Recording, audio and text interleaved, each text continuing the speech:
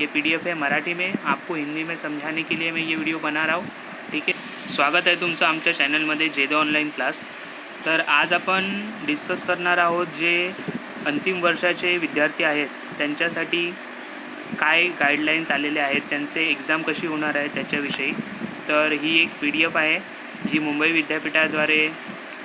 विद्यापीठाच्या शैक्षणिक वर्ष 2019-20च्या अंतिम सत्र वर्षाच्या विद्यार्थ्यांच्या त्यांच्या विविध बैकलॉग परीक्षेचा आयोजनाबाबत. मतलब क्या है, जो भी मुंबई यूनिवर्सिटी के स्टूडेंट्स हैं 1920 इस ईयर के, उसमें किसी का बैकलॉग मतलब KTBT रहेगा, उसका कैसे टाइम टेबल होने वाला है, कैसे एग्ज़ाम होने वाली है, उसके बारे में बताया गया है.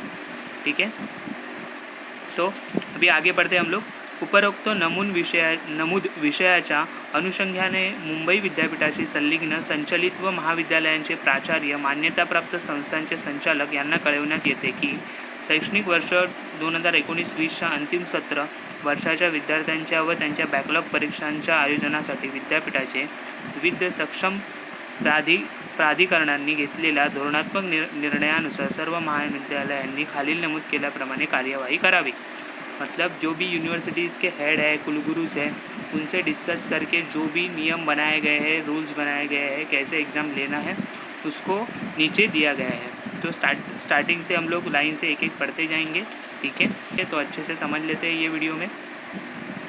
पहला पॉइंट क्या है, शैक्षणिक वर्ष 2019-20 मधील अंतिम सत्र वर्षाच्या पदव्युत्तर व पदविका या परीक्षेस प्रविष्ट विद्यार्थी व त्यांच्या बॅकलॉगच्या परीक्षांसाठी पदवीसाठी सत्र 1 ते सत्र 5, सत्र 1 ते सत्र 7, सत्र 1 ते सत्र 9, पदवी कालावधी 3, 4 व 5 वर्षानुसार व पदव्युत्तरासाठी सत्र 1 व सत्र 3 प्रविष्ट विद्यार्थ्यांनी परीक्षा अर्ज सादर केले असतील त्यांनी विद्यार्थ्यांची परीक्षा घेण्यात यावी.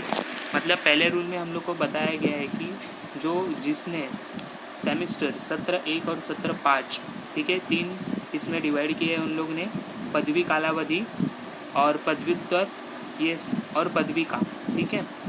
और क्या बोला है, बैकलॉग किसी को केटी रहेगी, उनका एग्ज़ाम कब लिया जाएगा, अगर उन्होंने एग्ज़ाम फॉर्म भरा है तभी ही उनका एग्ज़ाम लिया जाएगा. तो मतलब फर्स्ट स्टेप इम्पॉर्टेंट है कि एग्ज़ाम फॉर्म भरना है आपको.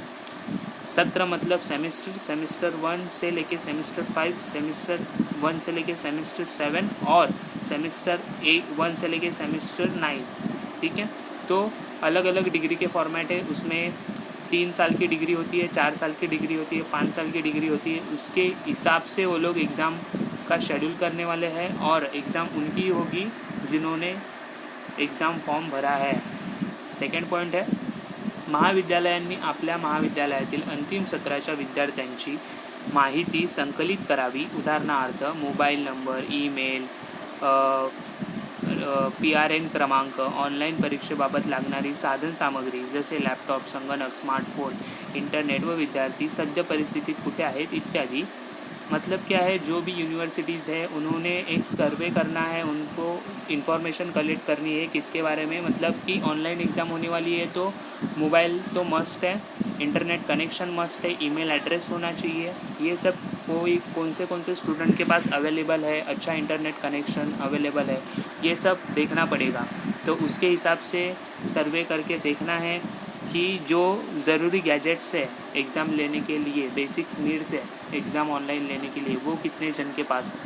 उसके हिसाब से वो लोग शेड्यूल करेंगे कि किसका ऑनलाइन एग्ज़ाम होगा, किसका ऑफलाइन एग्ज़ाम होगा, और वो स्टूडेंट अभी के टाइम पे कहाँ पे है, कोविड-19 के टाइम पे वो कहाँ पे है, उसके हिसाब से भी उन लोग को क्या करना है, सर्वे करना है और इन्फॉर्मेशन इकट्ठा करनी है अलग अलग यूनिवर्सिटीज़ को.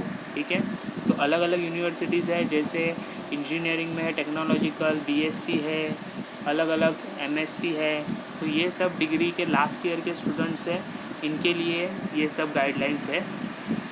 थर्ड पॉइंट क्या है, ज्या कला, वाणिज्य व विज्ञान, कला मतलब आर्ट साइड, मतलब कॉमर्स साइड, और विज्ञान मतलब सायन्स साइड, महाविद्यालयांनी फेब्रुवारी-मार्च 2020 मध्ये वर नमूद केलेल्या विद्यार्थ्यांच्या बॅकलॉग मतलब KT होता है, सत्र 1 ते सत्र 4, सत्र 1 ते सत्र 6, सत्र 1 ते सत्र 8, मतलब सेमेस्टर 1 से 4 तक, फिर सेमेस्टर 1 से 6 तक और 1 से 8 तक. 1 से 4 मतलब 2 साल हो गए यहाँ पे, 1 से 6 मतलब 3 साल का और 1 से 8 मतलब 4 साल का, और 5 साल का भी डिग्री होता है. ठीक आहे. महाविद्यालयीन स्तरावरील परीक्षा घेतल्या असतील तर त्या परीक्षा पुन्हा घेण्यात येऊ नये. मतलब अगर सेमेस्टर 1 से लेके 4 तक कुछ स्टूडेंट्स को क्या किया है, प्रमोट किया है. जैसे इंजीनियरिंग में तो बस 8 सेम में जो है उनकी एग्ज़ाम बची है. तो अगर कि कोई यूनिवर्सिटी ने एग्ज़ाम ले लिया है पहले ही, तो फिर से लेने की ज़रूरत नहीं है. वही एग्ज़ाम के मार्क्स पे वो लोग क्या कर सकते हैं, उन लोग को प्रमोट कर सकते हैं. लेकिन जो लास्ट ईयर में है, लास्ट सेमेस्टर में है, उनको विदाउट एग्ज़ाम डिग्री नहीं दे सकते, जैसे कि सुप्रीम कोर्ट ने बताया है. तो वो इसी के लिए ये गाइडलाइंस है. 4th पॉईंट है, मार्च 2020मध्ये ज्या महाविद्यालयातील अंतिम सत्र वर्षाच्या प्रात्यक्षिक प्रकल्प मौखिक परीक्षा घेण्यात आल्या असतील तर त्या पुन्हा घेऊ नयेत. मतलब अगर किसी यूनिवर्सिटी ने या किसी कॉलेज ने अगर ओरल एग्ज़ाम, मौखिक परीक्षा मतलब ओरल एग्ज़ाम, प्रोजेक्ट्स रिलेटेड, वर्षाचे प्रात्यक्षिक मतलब क्या होता है, प्रैक्टिकल्स, अगर ये सब हो गया है किसी कॉलेज का, तो वो फिर से लेने की ज़रूरत नहीं है. जो भी हुआ है उसके बेसिस पे मार्क्स दे के सबमिट करना है मुंबई यूनिवर्सिटी को, और फिर फाइनल एग्ज़ाम का शेड्यूल भी दिया हुआ है. जैसे कि जिसका बैकलॉग है उसके लिए 25 सितंबर बोला गया है, मतलब वहाँ से एग्ज़ाम स्टार्ट होगा. और जो एकदम फ्रेश है, मतलब जैसे 7 सेमेस्टर तक उनको केटी नहीं है, वो पूरी तरह क्लियर है ऑल सब्जेक्ट में, उन लोग का एग्ज़ाम होगा अक्टूबर में. तो ये फ़िलहाल के लिए शेड्यूल है. तो आगे का 5th पॉईंट क्या है देखते हैं अभी. परीक्षांच्या सुयोग्य आयोजनासाठी विद्यापीठाने विद्याशाखानिहाय पारंपरिक महाविद्यालय, व्यवस्थापन, अभियांत्रिकी, आर्किटेक्चर, शिक्षणशास्त्र, शारीरिक शिक्षण विधि, फार्मेसी, फाइन आर्ट्स, देखो अलग अलग टाइप के डिग्रीज़ है. उसमें फर्स्ट है पारंपरिक महाविद्यालय, मतलब कोई कल्चरल टाइप यूनिवर्सिटीज़ होंगी, उसके ऊपर जो बेस्ट स्टडी कर रहा होगा. अभियांत्रिकी मतलब इंजीनियरिंग टेक्नोलॉजिकल हो गया. आर्किटेक्चर के लास्ट ईयर के स्टूडेंट्स, शिक्षणशास्त्र, शारीरिक शिक्षण, फार्मसी के स्टूडेंट्स, फाइन आर्ट्स के स्टुडंट्स, ये सब महाविद्यालयांचे क्लस्टर तयार केलेले आहे. व प्रत्येक क्लस्टरमधील एका महाविद्यालयाने लीड महाविद्यालय म्हणून विद्यापीठाने परीक्षेच्या नियोजनाची निश्चित केलेली जबाबदारी पार पाडावयाची आहे. मतलब जैसे इंजीनियरिंग का कोई मुंबई यूनिवर्सिटी है फॉर एग्ज़ाम्पल, ये लीड करेगा जो भी उनके अंदर कॉलेजेस आते हैं, उनके अंडर जो कॉलेजेस आते हैं उनको लीड करेगा, बताएगा कि ये गाइडलाइंस है और उसको फॉलो करना है. तो ये एक एग्जांपल हो गया अभियांत्रिकी का. तो उसी तरह से आर्किटेक्चर का एक लीड यूनिवर्सिटी है, वो उनको गाइड करेगा और जो भी गाइडलाइंस फॉलो करना है उसके हिसाब से एग्ज़ाम होगा. 6 पॉईंट है, ज्या विद्यार्थ्यांचे विद्यापीठात परीक्षा अर्ज सादर केलेले आहेत परंतु परीक्षा शुल्क भरलेले नाहीत अशा महाविद्यालयांनी त्वरित विद्यापीठांकडे परीक्षा शुल्क भरावे. मतलब अगर कोई ऐसे स्टूडेंट हो गए जिन्होंने एग्ज़ाम फॉर्म तो फिल कर दिया है और सबमिट कर दिया है, लेकिन जो एग्ज़ाम फ़ीस है वो अभी तक परीक्षा शुल्क मतलब क्या होता है, एग्ज़ाम फ़ीस अभी तक नहीं भरी है, तो वो यूनिवर्सिटी के हिसाब से फटाक में जल्दी से जल्दी उसको क्या करना है, कलेक्ट करना है. 7 पॉईंट में क्या दिया अभी देखते हैं. विद्यापीठामार्फत घेण्यात येणाऱ्या शिक्षणासाठी ज्या विद्यार्थ्यांनी परीक्षा अर्ज भरलेले आहेत त्यांना आसन क्रमांक मतलब सीट नंबर देण्यात आलेले आहेत, त्याचा वापर परीक्षा घेण्यासाठी महाविद्यालयांनी करावा. मतलब जिन्होंने एग्ज़ाम फॉर्म भर लिया है और फीस भी भर दी है तो उनको सीट नंबर ऑलरेडी दे चुके हैं जो भी है, तो उसके हिसाब से उसको यूज़ करना है एग्ज़ाम लेने के लिए हर एक यूनिवर्सिटी ने. 8 पॉईंट में है, महाविद्यालयांना परीक्षा घेण्यासाठी जे विविध अहवाल आवश्यक असतात ते MKCL पोर्टलवर उपलब्ध करून देण्यात आलेले आहेत. तसेच काही परीक्षांचे अहवाल पारंपरिक पद्धतीने महाविद्यालयांना पाठवण्यात येतील. मतलब जो भी ज़रूरी डॉक्यूमेंट्स होते हैं या पेपर पैटर्न्स, जो भी डॉक्यूमेंट्स होते हैं, रिपोर्ट्स होते हैं जो इम्पोर्टेंट होते हैं किसी भी यूनिवर्सिटी को एग्ज़ाम लेने के लिए, वो जो एक वेबसाइट है महाविद्यालय का MKCL, उस पर अवेलेबल है. और जो एकदम ज़रूरी है या ऐसे डॉक्यूमेंट्स है जो फॉर्मल जैसे लेटर से या पारंपरिक पद्धति मतलब लेटर से गाड़ी जो स्पेसिफिक लेटर्स होते हैं जो हर एक कॉलेज को भेजे जाते हैं, यूनिवर्सिटी को भेजे जाते हैं, वो ऐसे जो डॉक्यूमेंट्स होंगे वो उसी तरह उन यूनिवर्सिटीज़ को भेजे जाएंगे. 9th वाला पॉईंट क्या है, ज्या अभ्यासक्रमांना अंतर्गत परीक्षा आहेत त्या परीक्षांच्या गुणांची नोंदी महाविद्यालयांनी ऑनलाईन पद्धतीने केलेल्या नसतील तर त्यांनी दिनांक 15 सप्टेंबर 2020च्या आज सदर गुणांची नोंदणी कराव्या. मतलब जो यूनिवर्सिटी या जो डिग्रीज़ में इंटरनल एग्ज़ाम्स होते हैं, टर्म वर्क होता है, उनके मार्क्स अगर ऑनलाइन रजिस्टर नहीं किए गए हैं, ऑनलाइन एग्ज़ाम अभी तक नहीं हुआ है, या उनके मार्क्स जो भी ऑनलाइन सबमिशन करने हैं उनके मार्क्स के अभी तक नहीं किया गया है, तो वो 15 सितंबर 2020 तक वो पूरा कंप्लीट करना है प्रोसीजर। तो वो है 9 पॉइंट में। 10 पॉइंट क्या है? अंतिम सत्रात प्रविष्ट असलेल्या विद्यार्थ्यांच्या लोअर एक्झामचे निकाल ऑनलाईन पद्धतीने अपलोड करण्याविषयी कळविण्यात आले होते, परंतु त्यात ज्या महाविद्यालयांनी नोंदी पूर्ण केलेल्या नसतील त्यांनी त्या त्वरित पूर्ण कराव्यात। मतलब हर एक यूनिवर्सिटीज़ ने बोला था कि अंतिम सत्रात प्रविष्ट केलेल्या विद्यार्थ्यांना, मतलब जो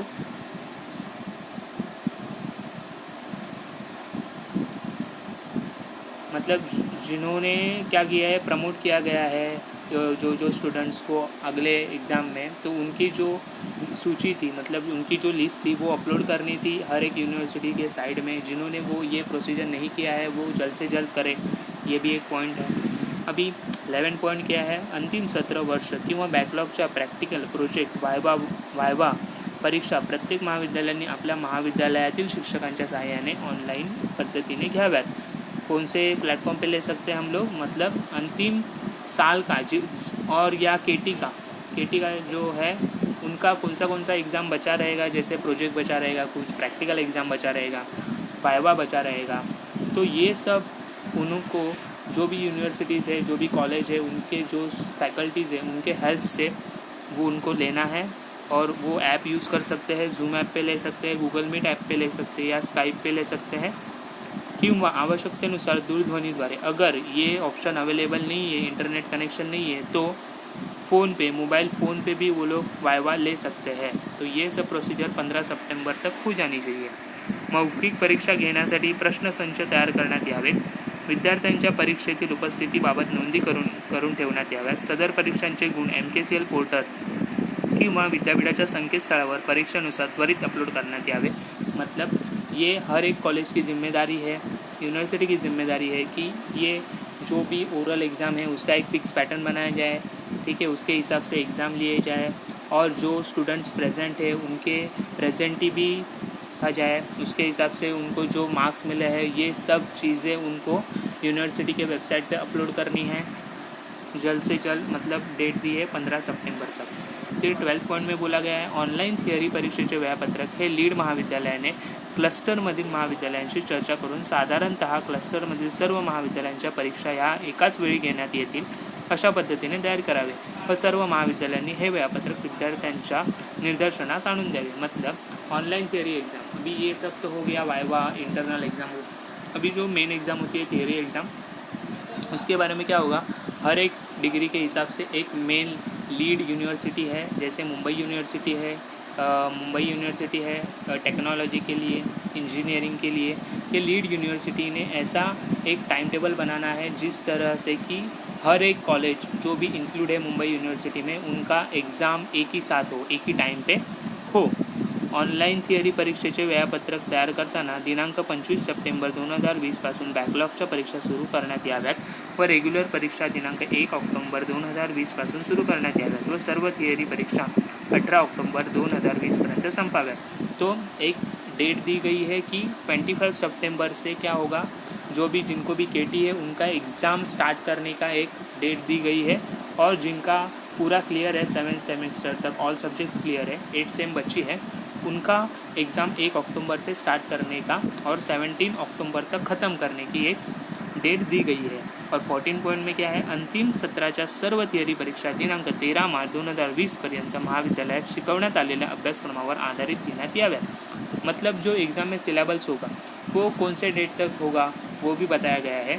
तो वो डेट है 13 मार्च 2020 तक जितना भी सिलेबस स्कूल में कंप्लीट हुआ है तो वो सिलेबस पे बेस ये एग्ज़ाम्स होंगी, रिटर्न एग्ज़ाम्स। तो यही था। अभी 15 पॉइंट क्या है, विद्यापीठ प्राधिकरणाने ठरवल्याप्रमाणे सर्व थिअरी परीक्षा या बहुपर्यायी मतलब मल्टी चॉइस क्वेश्चन पूछे जाएंगे एग्ज़ाम में, प्रश्न देऊन ऑनलाईन पद्धतीने घेण्यात येणार आहेत व ज्या विद्यार्थ्यांकडे ऑनलाईन परीक्षा देण्याची सुविधा उपलब्ध नसेल त्यांच्यासाठी ऑनलाईन परीक्षा देण्यासाठी पर्यायी व्यवस्था करावी। पर्यायी व्यवस्था निर्माण करण्यासाठी स्थानिक प्रशासनाची मदत आवश्यक असेल. स्थानिक प्रशासनात विनंती करावी. वरील नमूद केलेले सर्व पर्याय शक्य नसल्यास अपवादात्मक परिस्थितीत पद्धतीचा ऑनलाइन पद्धतीचा वापर करून परीक्षा घेण्यात यावी. मतलब जैसे मैंने पहले भी बोला, एग्ज़ाम जो रिटर्न एग्ज़ाम है वो मल्टीपल चॉइस क्वेश्चन होने वाली है, और उसमें भी जिन स्टूडेंट्स के पास अच्छा इंटरनेट कनेक्शन है, मोबाइल है, लैपटॉप है, ये सब चीज़ें जो इम्पोर्टेंट है ऑनलाइन एग्ज़ाम के लिए जो है, उनकी एग्ज़ाम ऑनलाइन ही होगी. लेकिन अगर कोई बच्चे ऐसे हैं जिनके पास ये फैसिलिटीज़ अवेलेबल नहीं है, तो उनके लिए जो भी लोकल गवर्नमेंट है उसके हिसाब से उनको अरेंजमेंट करके कोविड-19 के जो प्रिकॉशंस है उसको ध्यान में रख के एक अरेंजमेंट करके उनकी एग्ज़ाम लेनी है. और अगर पॉसिबल ही नहीं है ये पीरियड में वहाँ पे एग्ज़ाम लेना, तो कुछ समय बाद जो भी बच्चे बचे हैं उनका एक लिस्ट बना के ऑफलाइन भी एग्ज़ाम उन लोग की हो सकती है. ठीक आहे. तो 16 पॉईंट अभी है, सर्व ऑनलाईन थिअरी परीक्षा या 50 गुणांसाठी व 1 तासाचा कालावधी देऊन घेण्यात येतील. तो जो भी ऑनलाइन रिटर्न एग्ज़ाम होने वाली है वो 50 मार्क की होने वाली है, और उसका जो ड्यूरेशन है टाइम 1 आवर का है, तो 1 घंटे की एग्ज़ाम होगी. 17 पॉईंट क्या है, विद्यापीठाचे अधिष्ठाता सहयोगी अधिष्ठाता व लीड महाविद्यालयांचे प्राचार्य यांच्या मार्गदर्शनाखाली महाविद्यालयातील शिक्षकांच्या साहाय्याने प्रत्येक विषयांसाठी मराठी इंग्रजी आवश्यकता माध्यमानुसार क्वेश्चन बँक तयार करण्यात येतील व तंत्रज्ञानाच्या साहाय्याने अनेक वेगवेगळे प्रश्न पत्रिकेचे संच मल्टीपल क्वेश्चन पेपर सेट परीक्षेसाठी उपलब्ध केले जातील. मतलब जो भी हर एक यूनिवर्सिटी के कुलगुरु होते हैं, हेड होते हैं, उनके मदद से क्या किया जाएगा, एक क्वेश्चन बैंक तैयार की जाएगी जिसमें हर एक मीडियम के हिसाब से, जिसको मराठी मीडियम है, इंग्लिश मीडियम है, वो मीडियम के हिसाब से एक क्वेश्चन बैंक तैयार की जाएगी. और क्या होगा, कॉपी या जो चीटिंग है उसको अवॉइड करने के लिए मल्टीपल क्वेश्चन पेपर सेट तैयार किए जाएंगे कि अलग अलग क्वेश्चंस होंगे, सेम सिलेबस होगा लेकिन क्वेश्चंस अलग अलग होंगे ताकि चीटिंग कम की जाए, अच्छे से एग्ज़ाम होनी चाहिए इसीलिए. तो ये था 17 पॉईंट. 18 पॉईंट क्या है, प्रत्येक महाविद्यालयाने आपल्या स्तरावर ऑनलाईन परीक्षा घेण्यासाठीची तांत्रिक सुविधा निर्माण करावी. तसेच तयारीसाठी व अनुभवासाठी विद्यार्थ्यांना सैम्पल क्वेश्चंस देऊन त्यांची सराव परीक्षा. मतलब जो भी यूनिवर्सिटी है उसने अपने अपने लेवल से, अपने अपने हिसाब से जो भी जितने भी स्टूडेंट्स हैं, कितने स्टूडेंट्स हैं, तो इतने स्टूडेंट्स ऑनलाइन एग्ज़ाम एक साथ दे सकते हैं क्या, इंटरनेट कनेक्शन कैसा होगा, सर्वर की कैपेसिटी क्या होगी, तो ये सब चीज़ें भी ध्यान में रख के उन लोग को प्रिपरेशंस करनी होंगी. और कैसे क्वेश्चन आ सकते हैं वो पहले ही थोड़े प्रैक्टिस पेपर्स बना के स्टूडेंट्स को देने हैं ताकि उनको एक आइडिया आ सके कि एग्ज़ाम कैसी होगी, कैसे अटेंड करना है. तो ये था पॉईंट नंबर 18. क्या है, दिव्यांग विद्यार्थ्यांसाठी ऑनलाईन थिअरी परीक्षेसाठी आवश्यक त्या सुविधा देण्यात याव्यात. उदाहरणार्थ 20 मिनिटे जास्तीचा वेळ देणे, लेखनिकाची मान्यता देने इत्यादि. मतलब दिव्यांग मतलब जो डिसेबल स्टूडेंट है उनके लिए एक्स्ट्रा थोड़ी केयर ऑनलाइन जो फैसिलिटीज़ है वो दे सकते हैं हम लोग. ठीक है. और जिनके पास ऑनलाइन फैसिलिटीज़ नहीं है, अगर हम लोग ऑफलाइन एग्ज़ाम ले रहे हैं तो उनको 20 मिनट्स एक्स्ट्रा देना, ये सब चीज़ें. या कोई अच्छे से हाथ से लिख नहीं सकता तो वो कोई और उसका पेपर लिखे, बस वो गाइड करे कि क्या क्या लिखना है, क्या क्या आंसर है. ये सब फैसिलिटी उसको क्या की जा सकती है, प्रोवाइड की जा सकती है. अभी 20th पॉईंट क्या आहे, ऑनलाईन पद्धतीने प्रत्येक विषयाची थिअरी परीक्षा झाल्यानंतर प्रत्येक महाविद्यालयाने लगेचच मूल्यांकन प्रक्रिया सुरू करून विद्यार्थ्यांचे गुण तयार करावेत. थिअरी परीक्षेचे मूल्यांकन हे 50 गुणांचे असल्यामुळे संबंधित विषयाच्या मॅक्झिमम 60, 75, 80, 100 इत्यादी गुणांनुसार रूपांतर करून 2 दिवसांच्या आत विद्यापीठाच्या ऑनलाइन सिस्टममध्ये अपलोड करावे. मतलब ऑनलाइन एग्ज़ाम हो गई. अभी पहले ही कोविड-19 की वजह से क्या हो गया है, एग्ज़ाम ड्यूरेशन बहुत ही लंबा हो गया है, तो फटाक से रिज़ल्ट लगाने के लिए डिग्री एक्सटेंड ना हो ज़्यादा और ईयर लॉस ना हो स्टूडेंट्स का, तो इसीलिए ये डिसीजन है कि जल्द से जल्द रिज़ल्ट लगाया जाए. जल्द से जल्द मतलब 50 मार्क्स का एग्ज़ाम होने वाला है, लेकिन नॉर्मली रिटर्न एग्ज़ाम किसी यूनिवर्सिटी का 80 मार्क्स का होता है, किसी का 100 मार्क्स का होता है. तो उसके हिसाब से 50 में से कितने मार्क्स मिले वो कन्वर्ट करेंगे, 100 आउट ऑफ कितने होंगे वो सब कन्वर्जन करके ऑनलाइन सिस्टम मतलब जो भी वेबसाइट होगी यूनिवर्सिटी पे उस पर अपलोड करने हैं. Point number 21. जे विद्यार्थी काही कारणास्तव ऑनलाईन थिअरी परीक्षा देऊ शकले नाहीत त्यांना पुन्हा संधी देण्याविषयी लीड महाविद्यालयामार्फत एकत्रित निर्णय घेऊन अशा विद्यार्थ्यांना परीक्षेची संधी उपलब्ध करून द्यावी. मतलब कोई स्टूडेंट्स ऐसे भी हो सकते हैं कि जिस टाइम पे डेट दी गई है उस टाइम पे वो एग्ज़ाम नहीं दे सकते। बहुत सारे रीज़न्स हो सकते हैं, कहीं इंटरनेट कनेक्शन नहीं है, या कोविड-19 के वो शिकार हो गए हैं, या उनको कोविड-19 की उनके ऊपर ट्रीटमेंट चल रही है। ये सब भी रीज़न्स हो सकते हैं। तो ऐसी सिचुएशन में क्या दिया है कि ऐसे जो स्टूडेंट्स हैं उनका एक ग्रुप या उनकी लिस्ट बना के उनकी एग्ज़ाम एक स्पेसिफिक डेट में होनी चाहिए। ठीक है, तो ये डिसीजन हर एक यूनिवर्सिटी को एक कलेक्टिव डिसीजन लेना होगा। ये पॉईंट आहे 21. 22 थिअरी परीक्षा बहुपर्यायी प्रश्नांच्या स्वरूपात घेण्यात येत असल्यामुळे यात विद्यार्थ्यांना निकाल जाहीर झाल्यानंतर मूल्यांकनाची मतलब रिव्हॅल्युएशन सुविधा देता येणार नाही याची माहिती प्रत्येक महाविद्यालयाने आपल्या विद्यार्थ्यांना द्यावी। मतलब थिअरी एग्ज़ाम तो अभी MCQ टाइप है, तो MCQ टाइप हो रही है, इसीलिए हम लोग ऐसे नहीं बोल सकते कि रिवील में डालो फिर से इसको चेक करो। अभी एक बार अगर आपने जो ऑप्शन टिक कर दिया तो वो फाइनल, इसमें रिवोल्यूशन का कोई प्रोसेस अवेलेबल नहीं होगा। जो एक बार एग्ज़ाम हो गई, मार्क्स आ गए, वही फाइनल मार्क्स होंगे। उसमें ऐसे नहीं कि रिवोल्यूशन करके आगे पीछे मार्क्स होंगे। जो एक बार मार्क्स आ गए वही फाइनल, वो है 22 रूल। 22 number point. 23 परीक्षा घेण्यासाठी स्थानिक प्रशासनाची मदत आवश्यक असल्यास संबंधित जिल्हाधिकारी, तहसीलदार, पोलीस विभाग व विद्युत विभाग यांच्याशी संपर्क साधून आवश्यक त्या उपाययोजना कराव्यात। मतलब ये बहुत सारे स्टूडेंट्स हैं, तो इसमें गवर्नमेंट की भी हेल्प लगेगी। तो उसके हिसाब से जो भी जिलाधिकारी है, तहसीलदार है, पुलिस में जो मेन हेड है, उनकी मदद से ये एग्ज़ाम का अरेंजमेंट करना हर एक यूनिवर्सिटी के हर एक स्टेट्स की जिम्मेदारी है। विद्यार्थ्यांना परीक्षेच्या काळात समुपदेशन मिळावे, त्यांना येणाऱ्या संभाव्य अडचणी व शंकांचे निरसन व्हावे, तसेच परीक्षेचा अभ्यासक्रम, नमुना प्रश्नपत्रिका, नवीन पद्धतीने घेण्यात येणाऱ्या परीक्षांबाबत स्वयंस्पष्ट माहिती मिळावी, यासाठी प्रत्येक महाविद्यालयाने योग्य ती व्यवस्था करावी। तो अभी ये नया कुछ तो एग्ज़ाम होने वाला है, मल्टीपल चॉइस क्वेश्चन होने वाला है, तो ऑब्वियसली स्टूडेंट्स को बहुत सारे डाउट्स होंगे, कैसे होने वाला है, सिलेबस क्या होने वाला है, कितना पोर्शन होने वाला है। ये सब डाउट हर एक यूनिवर्सिटी ने, हर एक कॉलेज ने अपने हिसाब से सॉल्व करने हैं, और उनको जो भी डाउट्स आ रहे हैं या प्रैक्टिस सेट चाहिए वो प्रोवाइड करना है एग्ज़ाम से पहले। तो ये प्रिपरेशन करवाना हर एक यूनिवर्सिटी के, हर एक कॉलेज की जिम्मेदारी है।